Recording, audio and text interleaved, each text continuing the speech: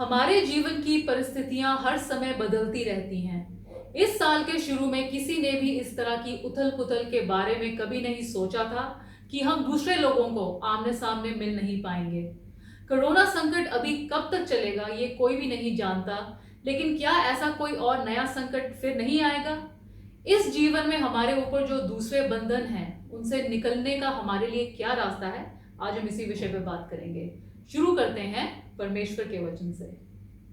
परमेश्वर का वचन हमने निर्गमन की पुस्तक उसका 14वां अध्याय उसकी 10वीं आयत से लिया है। यहाँ इस प्रकार लिखा है, जब फिरौन निकट आया तब इजरायलियों ने आंखें उठाकर क्या देखा कि मिस्री हमारा पीछा किए चले आ रहे हैं। और इजरायली अत्यंत डर गए और चिल्लाकर यहोवा की दुहाई दी। और वे मूसा से कहने लगे, क्या मिस्र में कब्रें ना थी जो तू हमको वहां से मरने के लिए जंगल में ले आया है? तूने हमसे यह क्या किया कि हमको मिस्र से निकाल लाया? क्या हम तुझसे मिस्र में यही बात ना कहते रहे कि हमें रहने दे कि हम मिस्रियों की सेवा करें? हमारे लिए जंगल में मरने की अपेक्षा मिस्रियों की सेवा करना अच्छा था। मूसा ने लोगों से कहा, डरो मत, खड़े खड़े वह उद्धार का काम देखो जो यहोवा आज तुम्हारे लिए करेंगे, क्योंकि जिन मिस्रियों को तुम आज देखते हो उनको फिर कभी ना देखोगे। यहोवा आप ही तुम्हारे लिए लड़ेंगे, इसलिए तुम चुपचाप रहो। तब यहोवा ने मूसा से कहा, तू क्यों मेरी दुहाई दे रहा है? इजरायलियों को आज्ञा दे कि यहाँ से कूच करें, और तू अपनी लाठी उठाकर अपना हाथ समुद्र के ऊपर बढ़ा और वह दो भाग हो जाएगा। तब इजरायली समुद्र के बीच होकर स्थल ही स्थल पर चले जाएंगे। परमेश्वर के वचन को पढ़े और सुने जाने से आशीष हो। आमीन। जीवन में आने वाले हर संकट का सामना करने के लिए हम किस प्रकार तैयार हो सकते हैं ताकि हम इनमें जीत पा सकें? पाप के बाद में इंसान परमेश्वर से अलग हो गया, और हर धर्म में यह कहा जाता है कि हम अच्छे काम करें ताकि हम परमेश्वर के नजदीक पहुंच जाएं। अच्छे कामों को हम ये सोचते हैं कि वो हमें परमेश्वर के पास ले जाएंगे, जबकि असली परिस्थिति जो इंसान की है, जो हमारे धार्मिकता के काम हैं, वो किसी भी तरह से हमें परमेश्वर के नजदीक नहीं ले जा सकते हैं, ना ही वो हमें परमेश्वर से बचा सकते हैं। यशाया नबी की पुस्तक उसका 64वां अध्याय 64 छठी वर्ष, यहाँ इस प्रकार लिखा है, हम तो सब के सब अशुद्ध मनुष्य कैसे हैं, और हमारे धर्म के काम सब के सब मैले चिथड़ों के समान हैं। हम सब के सब पत्ते के समान मुरझा जाते हैं। हमारे काम मैले चिथड़ों की तरह हैं, पत्ते के समान हम मुरझा जाते हैं और हवा हमें ले जाती है। इंसान को ये जो प्रोसेस जिससे वो काम करने की कोशिश करते हैं, इसके बदले में कुछ और करने की जरूरत है, जो कि सब धर्म बताते हैं, उसके अलावा कुछ करने की जरूरत है। इसलिए पहले इंसान को उस अंधेरे और पाप के शिकंजे में से निकालना जरूरी है ताकि उसे माफी मिले। फिर वो उस परिस्थिति में माफ किया हो, उसके ऊपर पापों का बोझ ना हो, फिर वो अपने आप को परमेश्वर के सामने ला सके और फिर उस परिस्थिति में परमेश्वर की आज्ञाओं का पालन करे और उनकी आराधना करे। आराधना भी परमेश्वर को तभी मंजूर होगी जब हम उनके साथ बात कर सकें, उनसे मिल सकें, और जब वो हमें छुड़ा चुके हैं और उनके साथ अपने एक रिश्ते में बांध चुके हैं। इजरायली लोग पहले छुड़ाए गए मिस्र की दास्ता से, फिर उन्हें परमेश्वर माउंट साइनाई पर लेके आए ताकि उन्हें अपनी 10 आज्ञाएं दें, अपना कानून दें, किस प्रकार उन्हें रहना है। ये इम्पॉसिबल है किसी भी इंसान के लिए इन परमेश्वर की आज्ञाओं को मानना जब तक उसे छुटकारा नहीं हुआ है, और वो आज्ञाकारिता में परमेश्वर की नजदीकी में तब तक नहीं आ सकता है। टैबरनैकल का जो परमेश्वर के मिलाप का तंबू था, उसका जो लेआउट था, उसका डिजाइन था, आज्ञाओं के बाद में दिया गया। पहले छुटकारा, फिर आज्ञाएं, फिर आराधना, ये एक तरीका बन गया। निर्गमन 31वें अध्याय में जब वो डिजाइन दे दिया गया टैबरनैकल का, तो परमेश्वर ने बेजलेल और अहोलियाब को वो काम करने के लिए जो डिजाइन का अनुसार जो काम था, उस पवित्र आत्मा परमेश्वर के द्वारा उन्हें बुद्धि और ज्ञान दिया ताकि वो कर सकें। क्योंकि हम परमेश्वर की गाइडेंस और सहायता के बिना ये कर ही परमेश्वर का काम भी नहीं कर सकते। जब हम परमेश्वर से बात ही नहीं कर सकते, उनसे कम्युनिकेट ही नहीं कर सकते, तो कोई रास्ता नहीं होता है कि हम उनकी आवाज को सुन सके और आज्ञाकारिता में आ सकें। पाप की परिस्थिति में इंसान को पहले छुटकारा देने वाले की जरूरत है, छुटकारे के बाद में परमेश्वर की आज्ञाएं सुनने की जरूरत है, और फिर उनके साथ नजदीकी रिश्ते में आने की जरूरत है, और फिर दूसरों के साथ उनकी आराधना कर सकता है वो। और समय चलते चलते हमारा जो फोकस है परमेश्वर से बदल गया, और दूसरी जो कल्चर्स हैं चारों तरफ उसके अनुसार चलने लग गया, और फिर ये जो उनकी कल्चर्स की ट्रेडिशंस थी वो हमें परमेश्वर से दूर ले जाने लग गई, और फिर हम परमेश्वर की जो नजदीकी से उससे दूर हो गए। मलाकी 4 अध्याय 6 आयत में जो पुराने नियम की आखिरी आयत है, उसमें एक बहुत वार्निंग दी गई है लोगों को कि अपने रास्तों को सीधा कर लें, कहीं ये ना हो कि मैं धरती पर आऊं और तुम्हें श्राप दूं। और इस वार्निंग के बाद में स्वर्ग बंद हो गया। 400 साल तक परमेश्वर की तरफ से कोई वचन नहीं आया। इस 400 साल के दौरान इजरायली लोग इतना लंबा समय रहे कैसे? वो इंतजार करते रहे परमेश्वर के इस वायदे को पूरा होने के लिए जो मसाया के बारे में, मसीहा के आने के बारे में लिखा गया था। यशायाह नबी ने वो भविष्यवाणी की थी 11वां अध्याय 1 आयत में और 7वां अध्याय 14वीं आयत में, और भी कई जगह इसके बारे में लिखा गया है। परमेश्वर हमें कभी भी नहीं छोड़ते हैं, अपने प्यार में हर समय हमें आशीष देने के लिए तैयार रहते हैं। और जब छुटकारा देने वाले मसीहा का आने का समय आया, जब उनकी आने की खबर आई, जब उनके जन्म के बारे में खबर आई, तो लोगों ने भिन्न भिन्न तरह से उसको स्वीकार किया, रिएक्ट अलग अलग तरीके से किया। सबसे पहले हम देखें एक्सेप्टेंस, मान लेना और आज्ञाकारिता में चलना। लूका का 1 अध्याय 38वीं आयत और 41 से 43वीं आयत। मरियम के पास गैब्रियल स्वर्गदूत संदेश लेके आता और वो उन्हें कह देती हैं कि मैं परमेश्वर की दासी हूं, मुझे तुम्हारे वचन के अनुसार ही हो। बपतिस्मा देने वाला यूहन्ना अपनी माता के गर्भ में है, और जब एलिजाबेथ जो उसकी मदर है, माता है, उनके पास जब मरियम पहुंचती हैं तो यूहन्ना बपतिस्मा देने वाला वो गर्भ में ही आनंदित होता है, और एलिजाबेथ कह देती है कि कितनी भाग्यशाली हूं मैं कि मेरे परमेश्वर की माता मुझे मिलने के लिए आई है। लूका 2 का 11 से 17वीं आयत तक एक स्वर्गदूत शेपर्ड जो हैं उन्हें जाके संदेश देता है प्रभु यीशु के जन्म के बारे में। वो भी जाते हैं बैतलहम में देखने के लिए, और मिलने के बाद में दूसरों को बताते हैं प्रभु यीशु के बारे में। मत्ती 1:31 में यूसुफ को सपने में बताया जाता है, और वो स्वर्गदूत की बात को मानता है और मरियम से अपनी शादी आगे बढ़ाता है। दूसरी कैटेगरी जो रिजेक्ट कर देते हैं, मत्ती 2:4 में 4 से 6 तक, 11 और 16वीं आयत में चीफ प्रीस्ट हैं, यहूदी लोग हैं, उन्होंने हेरोद राजा को ये प्रभु यीशु का बैतलहम में जन्म होगा उसके बारे में बता देते हैं, लेकिन वो कोशिश नहीं करते कि परमेश्वर के पुत्र का जन्म हुआ, हम उन्हें देखने जाएं, उनकी आराधना करने जाएं। जबकि मैजाई जो हैं वो 11वीं आयत में अगर हम देखें, जो कि हजारों मील दूर से चलकर आते हैं यहूदियों के राजा को देखने के लिए, और उसे मिलने के बाद में उनकी आराधना करते हैं, सोना, फ्रैंकिंसेंस और मायर वो उनको भेंट करते हैं। फिर है कॉम्पिटिटर, समझना परमेश्वर के पुत्र को और उन्हें मारने की कोशिश करना।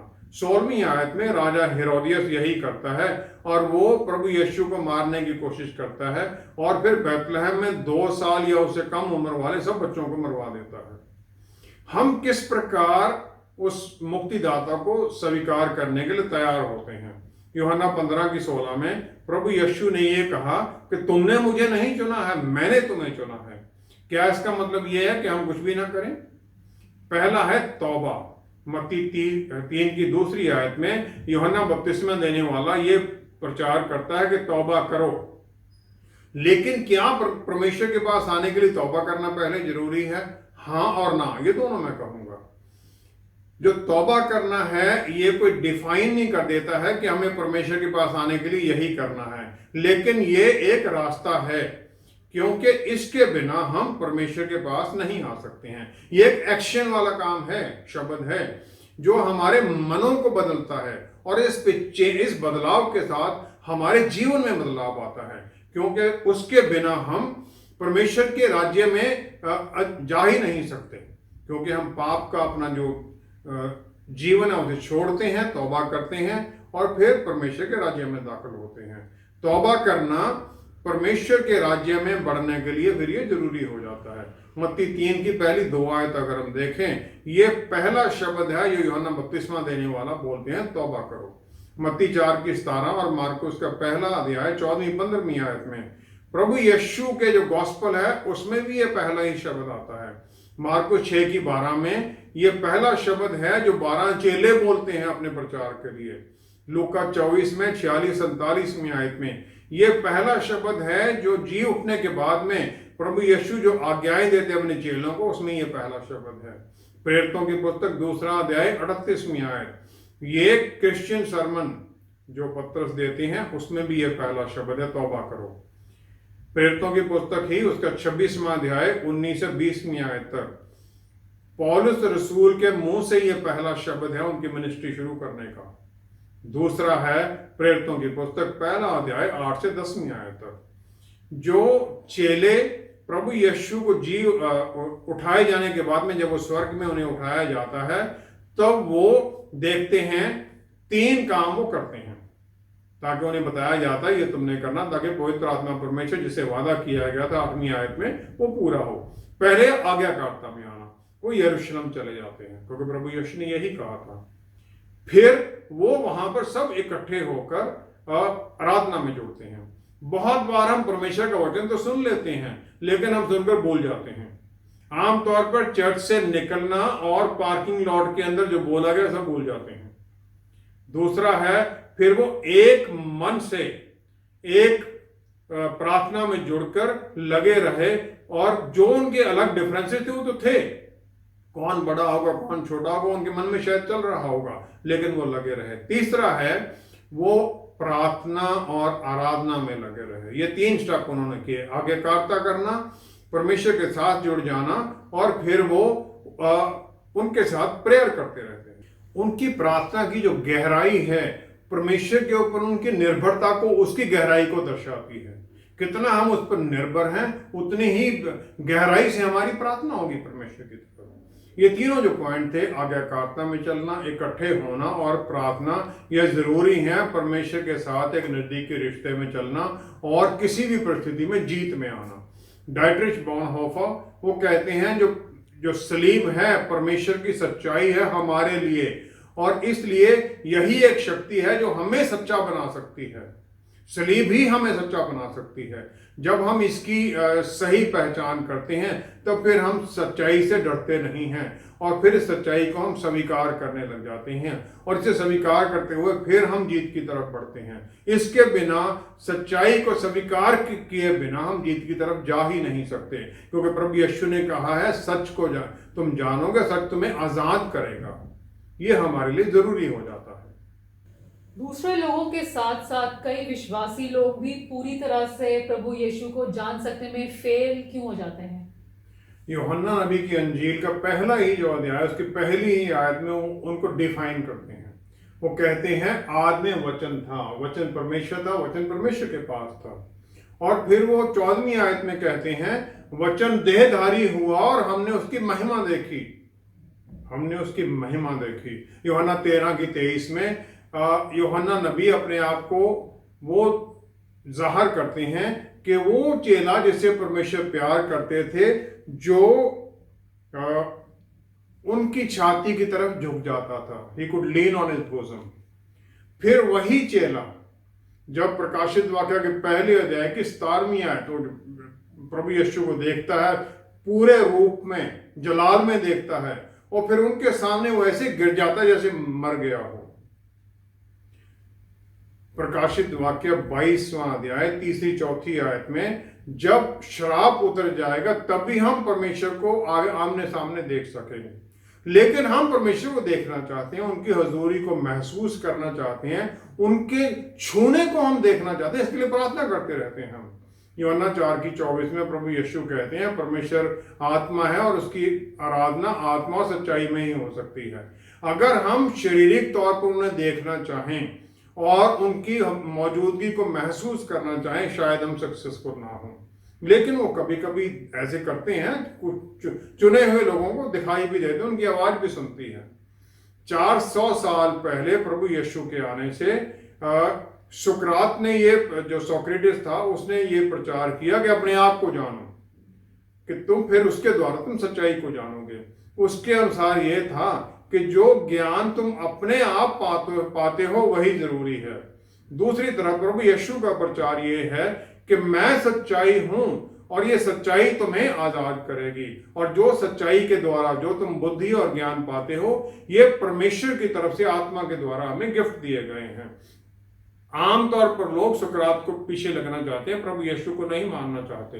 यूहन्ना 3:7 आयत में हम विश्वासी लोग अपने विश्वास में प्रभु यीशु के बारे में ये कह देते हैं, हम ये एम्फसाइज करते हैं कि जो प्रभु यीशु ने हमारे लिए कहा कि तुम्हें पहले नया जन्म लेना है, you must be born again, Nicodemus को यही बताया जाता है, क्योंकि वो ये चाहते हैं जो तुम्हारी संसारिक ज्ञान है उसे तुम छोड़ो, जो ज्ञान मैं तुम्हें दूंगा नए जन्म के द्वारा उसे पाओ। सुकरात का जो रास्ता है वो हमें ये एश्योरेंस दे देता है कि हमने अब तो विश्वास कर लिया, हम उसी रास्ते में फिर आ जाते हैं कि हमने विश्वास कर लिया, अब हो गया, बस बहुत हो गया। लेकिन विश्वास देने वाला जो है हम उसको भूल जाते हैं, जबकि सच्चाई में वचन ये कहता है कि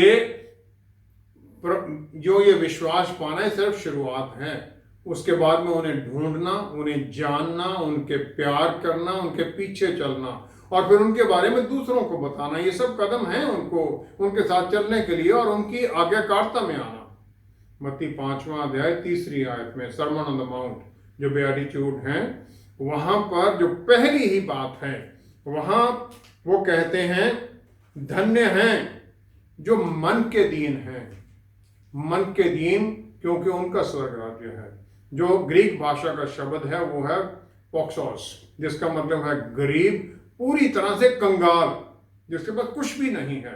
जब हम इस गहराई पर अपनी निर्भरता को समझते हैं, आत्मिक गहराई मतलब कंगाली पर आज समझ लेते हैं, तब हम उसे जान सकते हैं। रोमियो की पुस्तक 3:23 आयत में कहा गया है, हम सब पाप में डूबे हुए थे और परमेश्वर की महिमा से दूर हैं।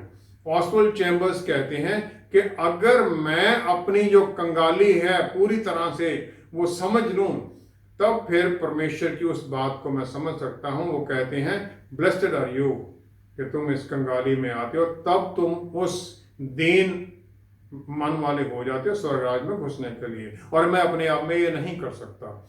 ये जो बात है, जब हम इस कंगाली को समझते हैं, वो ये ऐसे हो जाता है जैसे एक मरने वाला पेशेंट डॉक्टर के पास जाता है, उसे पता है मैं यही मुझे बचा सकता है।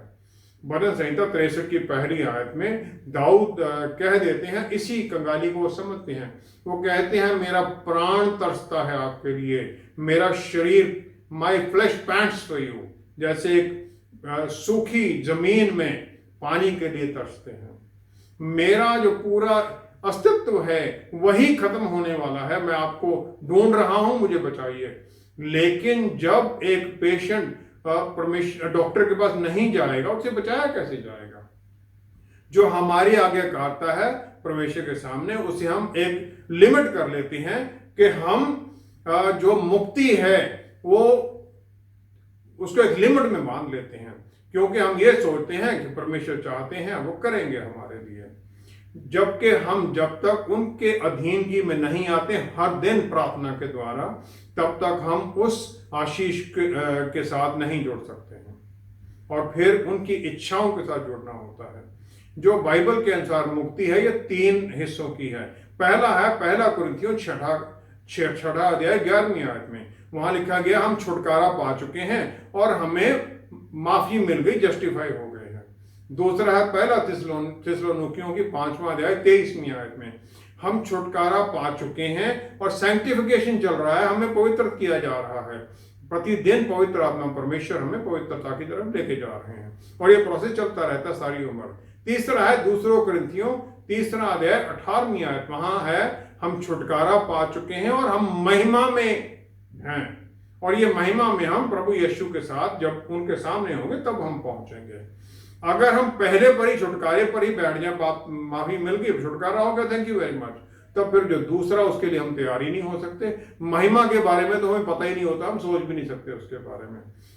जो बहुतायत का जीवन जिसके बारे में प्रभु यीशु कहते हैं, ये सिर्फ इसमें नहीं है कि हम सुकरात के उस विश्वास में बैठ जाएं अपने आप को जानो, लेकिन जरूरी है कि हम प्रभु यीशु को जानें, और वो भी नजदीकी से उन पर निर्भरता में आ जाएं। हमारे जो परमेश्वर हैं हमें सिर्फ प्यार करने वाले नहीं हैं, बल्कि बहुत ज्यादा पेशेंस के साथ हमारे विश्वास को बदलना चाहते हैं कि हम धर्म से बदलकर उनके सच्चाई के रास्ते में, उनके सच्चाई के स्वर्गीय आशीष में आ जाएं। प्रकाशित वाक्य 3 अध्याय 20वीं आयत में प्रभु यीशु कहते हैं, मैं दरवाजा खटखटाता हूं। वो हमारे मनों में आना चाहते हैं ताकि वो हमें हर तरह की आत्मिक आशीषें दे सकें, हमें बल दें और रोशनी में रखें। यूहन्ना नबी की इंजील 6 अध्याय 35वीं आयत में प्रभु यीशु अपने आप को जीवन की रोटी कहते हैं, जो कि स्वर्ग से आई हुई रोटी है। हमें इजरायलियों की तरह वो उन्हें स्वीकार करना, जैसे उन्होंने मन्ना लिया था, मन्ना उन्होंने पाया भूख में, अपनी भूख को, जरूरत को समझते हुए, और फिर वो पाते हैं फैमिली बाय फैमिली इकट्ठे होते हैं, हर रोज पाते हैं, निर्भरता में आते हैं, धन्यवाद के साथ जाते हैं, और वे जानते हैं कि हम ये डिजर्व नहीं करते हैं, खाते हैं और पा लेते हैं, और उनके अंदर तक ये उसकी एहसास जाता है। जब तक हम उस सोर्स को जहां से वो आ रहा है, जब तक हम उसे नहीं पकड़ते हैं तो हम उनके अनुग्रह को कैसे पकड़ेंगे। हमें वो शायद अपनी एक झलक दे दें, अपनी झलक और स्वर्ग राज्य की झलक, जिस प्रकार उन्होंने यूहन्ना नबी और यूहन्ना रसूल और पौलुस रसूल को स्वर्ग में दिखा दिया। उनका आत्मा हमारे भीतर है ताकि हम उनके बारे में जाने और जिंदा वचन के बारे में जाने, और फिर इस ज्ञान में हम आनंदित हों। वो चाहते हैं कि हम जाने, आत्मा इसीलिए तो हमें उन्होंने दिया है। जब हम इसमें बनकर चलते हैं, हम जानते हैं, तो नजदीकी रिश्ते में आते हैं। क्या हमारा प्रभु यीशु को देखने या उनकी आवाज को सुन सकने की प्रार्थना करना गलत है? उनकी नजदीकी में हम क्या आशा कर सकते हैं?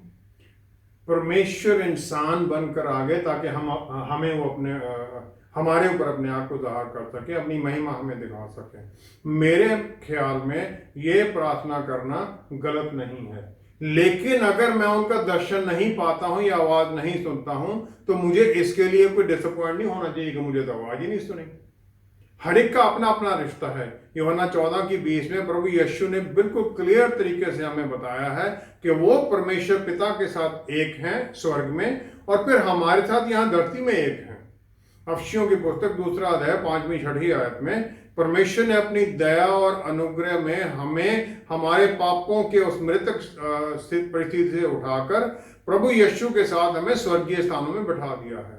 अफसियों 1 अध्याय 3री आयत में परमेश्वर ने हमें आशीष दी है, हमें हर तरह की आत्मिक आशीष प्रभु यीशु में स्वर्गीय स्थानों में बिठाकर।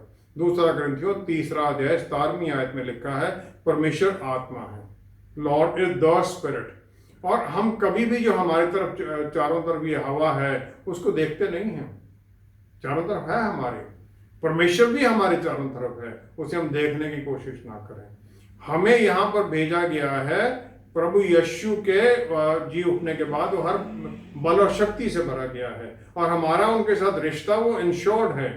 पवित्र आत्मा परमेश्वर हमारे भीतर है, हमें सिखाते हैं, उनके बल से हमें भर देते हैं, हमें एक आत्म संयम देते हैं कि हम वचन को जाने, वचन की शक्ति में चलें, ताकि हम उनकी इच्छा को धरती पर पूरा कर सके, जैसे स्वर्ग में उनकी इच्छा पूरी हो रही है।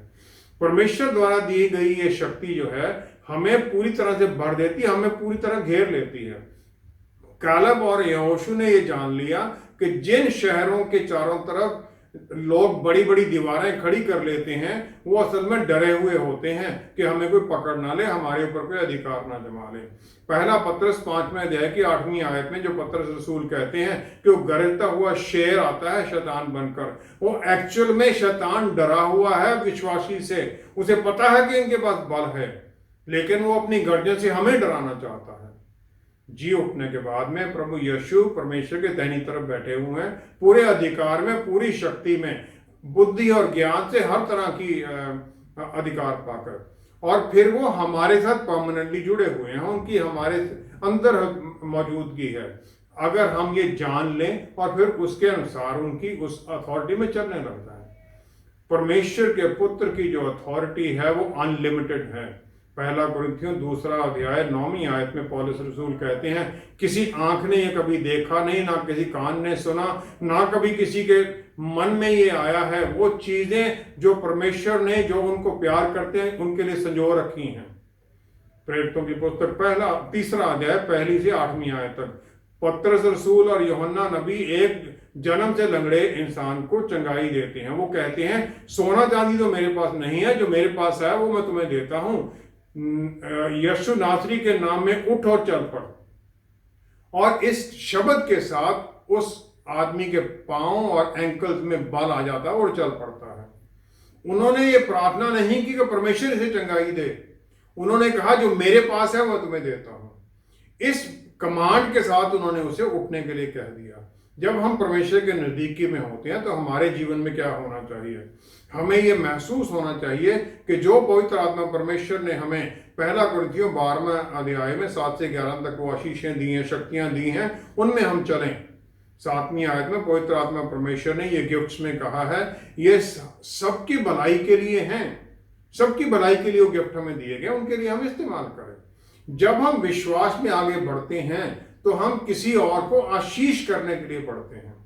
परमेश्वर हर समय जो हम बोलते हैं उसे चिन्हों और चमत्कारों द्वारा पुष्टि करने के लिए तैयार हैं। मैं जब तक इस विश्वास में नहीं चलूंगा कि वो मुझे ये सब करने के लिए तैयार हैं, शायद मैं उनकी फिजिकली आवाज ना सुनूं, उन्हें देखूं ना, उन्हें मौजूदगी ना महसूस करूं, लेकिन मुझे यकीन है कि वो मेरे भीतर हैं और इस युग के अंत तक मेरे साथ हैं। वो सच्चे हैं, उनके वायदे सच्चे हैं और वो मेरे साथ है अपने बल से। जो मैं बोलूंगा विश्वास में, उसे पूरा करने के लिए मुझे इसी विश्वास में चलते रहना है। आइए प्रार्थना करें। पिता परमेश्वर, हम धन्यवाद करते हैं आपकी हर आशीष के लिए। विश्वास में जो आपने हमें दे दिया है, हम उसे जाने और फिर हमारा बोल उसी विश्वास में हम बोलें और ये यकीन कर लें कि जो हमने बोला है आपने पूरा कर देना है। पिता परमेश्वर, हर आशीष आप ही से पाते हैं और आपके प्यारे बेटे के नाम में सब कुछ मांगते हैं। आमीन, आमीन, आमीन। हम परमेश्वर के परिवार का हिस्सा हैं और परमेश्वर हर तरह से हमें जीत में देखना चाहते हैं, क्योंकि एक पिता अपने किसी भी बच्चे को हारने क्यों देंगे। बस हम वचन, प्रार्थना और आराधना के द्वारा उनसे नजदीकी का रिश्ता बनाए रखें और विश्वास में हर परिस्थिति पर जय पाने वाले बने। हमारे साथ दोबारा जुड़ने के लिए आपका बहुत बहुत धन्यवाद। अगले हफ्ते आपसे फिर मुलाकात होगी। Stay blessed, stay safe, shalom.